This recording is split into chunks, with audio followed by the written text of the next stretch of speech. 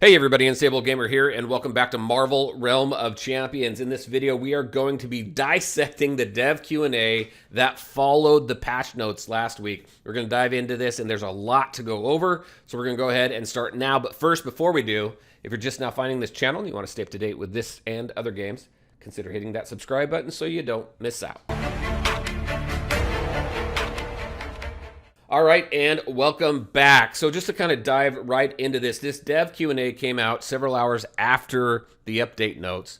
So there's a lot of information here that we're going to dive into, so I apologize up front at the length of this video, but there is quite a bit to go over about the game in general, the upcoming update, things like that. So let's go ahead and just jump right in right now. The question was, one of these questions that came up is, when is this update going to happen? It's going to happen this week. So typical days that tend to be favorites, it seems, as far as launching games or launching updates is Tuesdays and Thursdays. I'm going to guess Thursday. I think that's a pretty safe bet. So we'll see if that's true or not, but that's going to be coming out this week. So we got some pretty detailed questions here and answers. There's a question here regarding the generic synergies and the plans going forward with that. Kabam Omnipotent here answered that question and kind of what they're hoping to do. These generic synergies are, well, in some instances, don't help anybody at all as far as enhancing your champion, because there's synergies that don't fit with the weapon that your champion's using, or you have a range synergy on a melee champion, things like that. So I think the overall consensus is that these generics really need to be improved a little bit, and I think Kabam really agrees with that. So going through Kabam Omnipotent's responses here, so they're hoping to do smarter generation. Passives like Stay Safe will not be able to generate on non-ranged champions, which is a good thing. Stronger bonuses. The values of many of these synergy passives are too conservative. Very true. They're pretty weak overall. I mean, when you get one of these synergies generated on an epic item, an epic piece of equipment, it just feels bad. So it's good that they're taking a look at this. Also, addition of new passives and the rework of less than ideal ones. Passives like Hunker Down and Auto Armor have triggers that are extremely rare and difficult to activate intentionally. That's true when you're putting together your champion. And what I mean by that is the armor and the synergies that you're really looking for.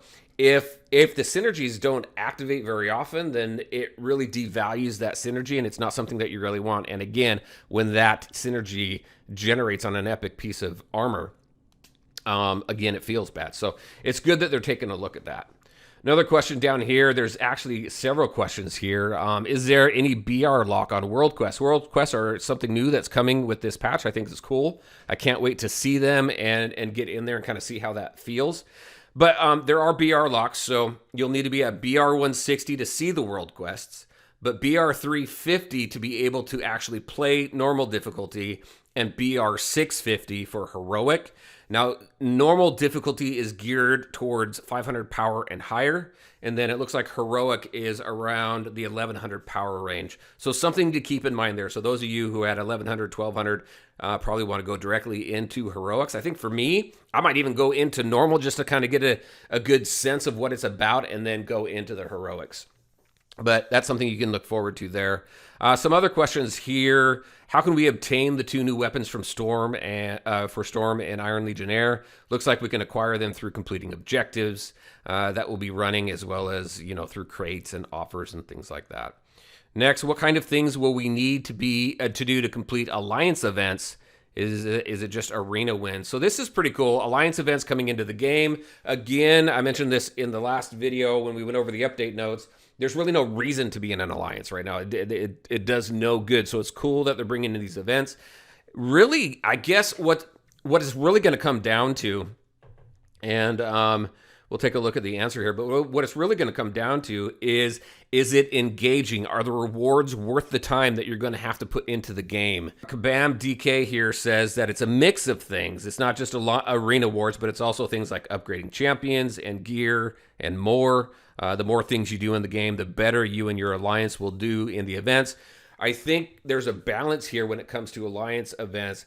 You want to be rewarded for things that you're doing normally on a day-to-day basis as just a player, but you also want to feel like you're doing something to contribute to the alliance, to overall strengthen the alliance. I don't know if alliance wars or things like that are going to be coming in this game. I think it's probably a high probability, but and I think maybe it was even discussed in the roadmap. I can't remember, but you want to feel like you're contributing to the alliance, and there's a reason to be there. So hopefully the rewards are worth the time.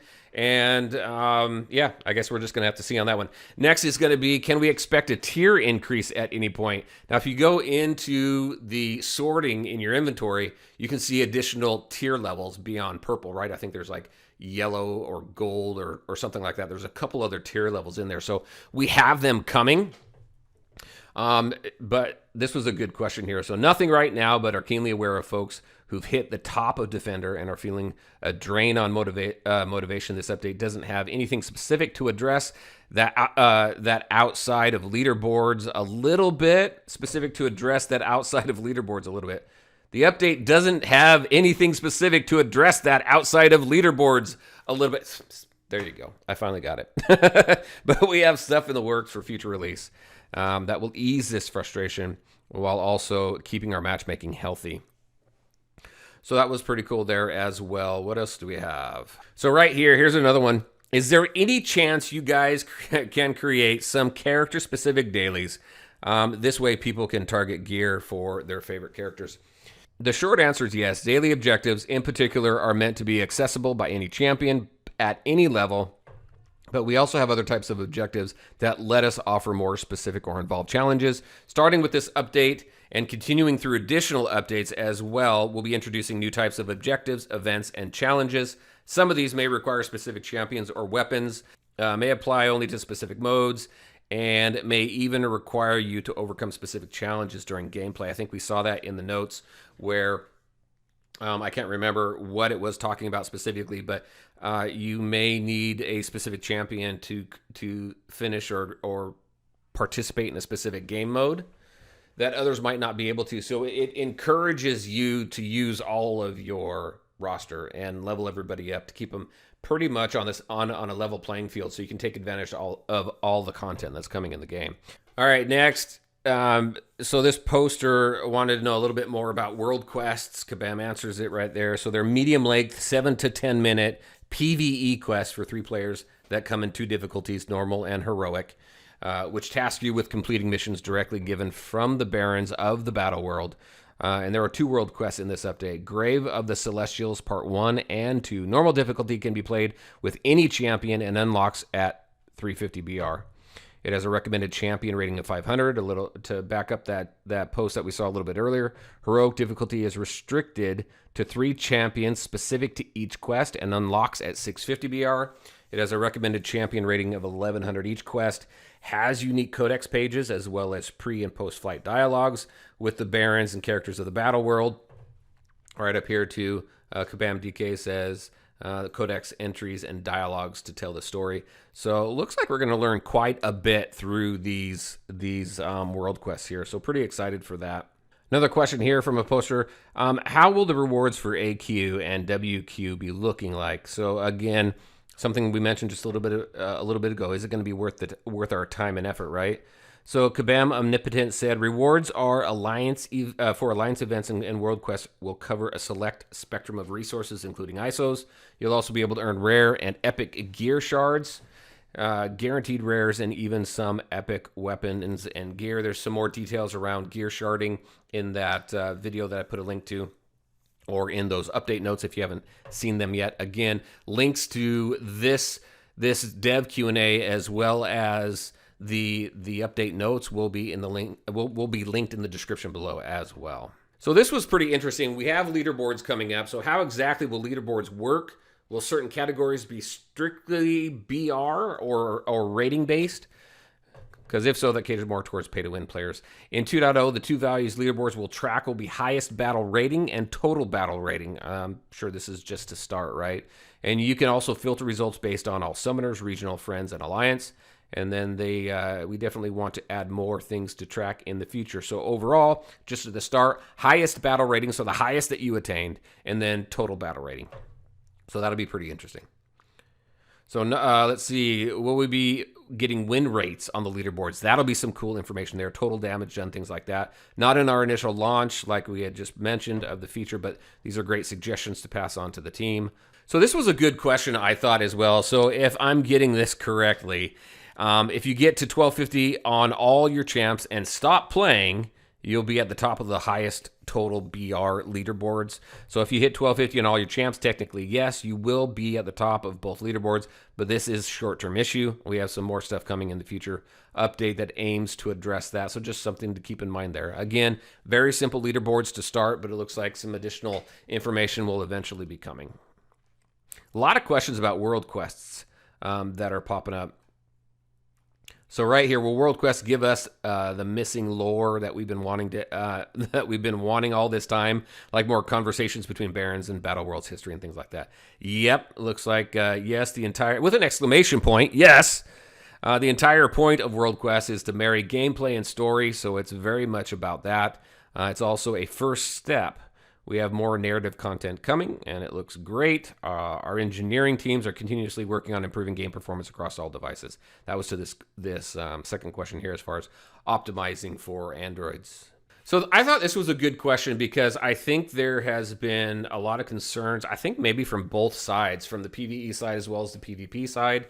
So the question here is, this is a positive step in the right direction. What about tweaking the amount of BR lost at higher levels? Sometimes you're up at those higher levels and you lose a ton of BR, and that doesn't feel good, right? Or limiting bots in Defender tier, apart from matchmaking disparity. I've heard a lot of complaints about these issues. Improving both the solo and party experience in Defender tier is one of their top priorities, which is great. I think matchmaking is there's something left to be desired there as well. Some of the matchmaking is pretty decent. Other ones, it's just don't know what happened. How did we get matched up with this other team here? So the goal is to ensure all players have a fair and forward experience throughout the entire progression line, regardless of whether they're playing solo or party up. We know we're not meeting that goal right now, so they know that, and they're working on it. Again, we're 2 months into this game, and when I see comments or when people ask me, wasn't this beta tested? Yeah, it was absolutely beta tested. I was part of it. A lot of other people who were playing the game was part of it. But when you're trying to figure out bugs and things like that and optimize it, your beta, the people playing beta is like, your group is like this small. And then finally, when you globally launch, the group is like this big, and it's hard. Things work more optimally in a controlled environment, but once you release it out into the world, then there's so many other things that get discovered just because the total number of people playing, the different devices, things like that. So a lot of things outside developers' control when they're first creating something. And that's why these live service games and things like that are always being worked on, because there's always something out there that's being found because you got so many people, right? I'm sure there's a lot more to it. I've talked with developers who just say, it's super difficult overall, but I think these guys have done a great job with this, and they've realized some of the issues, and they're working on correcting those. So another question here is just around the 50-person limit to the friends list and how frustrating it might be to manage that. Kabam Omnipotent said that they understand that managing it can be frustrating. It wasn't anything that was addressed in the upcoming update, but friends list improvements are something that they are dedicated to improve. So be sure to keep an eye out for future updates, things like that. And here's one: no new champions. Again, very. I'm sad that we don't have a new champion. The game's been out for 2 months almost, and we don't have a new champion. But Bam Omnipotent said, sorry, no new champions are coming in the 2.0 update. We will reveal more details and give everyone a fair share of teasers once we get closer to a future release. For now, they're asking patience. I want a new character. I want somebody to play around with, a new one to learn, a new one to master. All right, so we got to wait a little bit longer for that. But with the balance updates and everything that are in this patch, it's going to change the way some of the champions feel. So we may need to get used to that, specifically Storm and Sorcerer Supreme, as well as Iron Legionnaire, because Storm and Iron Legionnaire have new weapons that are coming. So there's 3 types of weapons there now instead of just 2. So I think there's quite a bit to play with and get familiar with the balance changes and the new weapons. So when it comes to the matchmaking and everything we were just talking about, so we're planning on separate rollout of multiple matchmaking changes in the weeks following 2.0 rather than alongside 2.0. We do this to reduce the risk of causing issues from making too many changes. So they are looking into the matchmaking issue and working to improve that. So we know that we'll be seeing that in the coming weeks at least. Question about transmog came out. This was something that was mentioned in the roadmap. We don't have a date on that. They're looking forward to it as well, but nothing yet. A question came out about if there's going to be a new tier or new conquest tier, and Kabam Thel said there won't be a new tier with this update, but they are excited. It says exited, but they are excited to share what's beyond Defender, so I'm sure we'll see something about that in the coming weeks or months. This is something that I was really excited to see because I've been talking about this in my streams and things like that, but when you go into a match, you see just the BR level. I want to see, I honestly, I don't care about BR level. I want to see what their power level is, but it looks like Kabam Shane says that you may be pleased to learn that in the new update, both battle rating and champion rating, the gear score, are visible on the match results screen.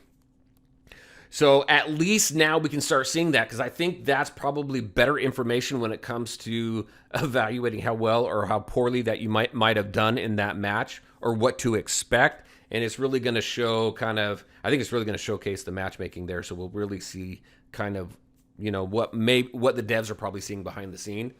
But that, I think, is really, really cool. I think it's something that that a lot of people have been asking for a long time. Another question here about PvE versus PvP. Just a really good response here. They are trying to find a good balance between PvE and PvP. But like it says down here, although the Arena Conquest PvP experience remains the premier mode, that's really what this whole game is built around. We got all these other game modes and everything coming, but the main mode, the main event, really is that Arena Conquest PvP mode. So just, this was a good response, I thought.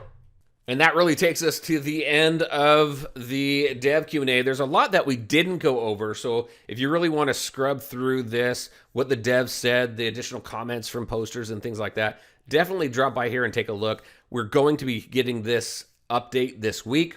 Again, I'm predicting Thursday. I think that's a pretty safe bet. But there is a lot in here. We spent quite a bit of time on the ones that we did answer, but there are a lot in here that I did skip over. There's questions about resistances and things like that. So definitely jump in here, take a look if you're really interested about all these little ins and outs and what the devs had to say about the update and what to expect, not just from the update, but later on down the road in the game as well.